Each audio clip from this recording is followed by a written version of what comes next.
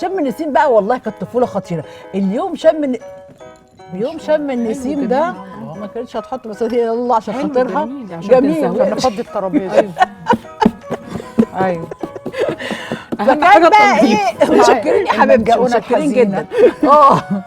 ادلقي الميه شويه شويه ادلق الميه شويه شويه. كنت بتعملي ايه وانت صغيره؟ فكان بقى كنا بناخد اجازه طبعا من المدرسه وكان بيوم بقى يوم عيد بقى نصحى من بدري ولازم بقى نلون البيض. لازم ده يعني يصل قالوا في الماستر اياميها. بعد كده قالوا غلط يعني ما ينفعش احنا نلون بقى في الماستر. طب ودلوقتي بتلونيه بايه؟ بنجر بقى بلونه بقى ببنجر. بس عارفه انت عشان انا مثلا احفادي معايا بيحب اعيشهم اللحظه اللي كانوا عايشين بره الله يخليك. فعايزه احسسهم باجواء ايه يعني مصر بقى وشم النسيم والكلام ده كله.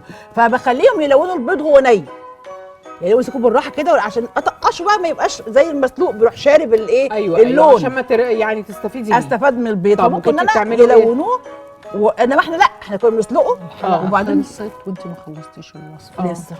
طيب ماشي ادوا حبه ميه كمان. حاضر. وبعدين بقى يروحوا نلون. لازم وجبه الصباح دي وبعدين البيض يبقى طول النهار. ماشي.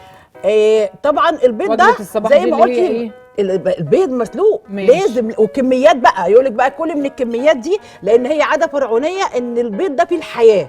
فلما تاكلي بيض كتير في شم النسيم بيديكي بقى صحه واكله بيض النهارده. واكله بيض النهارده. لا ما اكلتيش بيض النهارده. بتعجنه برضو يا نجلاء؟ المنجقونه دي مش بتاعتنا. لا يعني اي معجنات ولا لا؟ لا لا لا لا ما كانش فيها معجنات فسيخ ورنجه ولا ما كنتوش بتاكلوا فسيخ ورنجه؟ بناكل فسيخ ورنجه بس انا كنت باكل فسيخ برضو. والمنجقونه اسمها ايه الحمص الاخضر الرجله. لا حمص ملانه. الملانه يا هوا. والبصل الاخضر ما لقيناش ملانه. ما تجيبي شويه بيبقى بصراحه ما تجيبي شويه كده. والترمس طبعا لازم بيتعمل. ايوه انت ده لازم. انت انا هاكل وانت احكي. فكان بيبقى بقى يعني يوم العائله كله فيه بتتجمع. كان بيبقى يوم خطير بصراحه.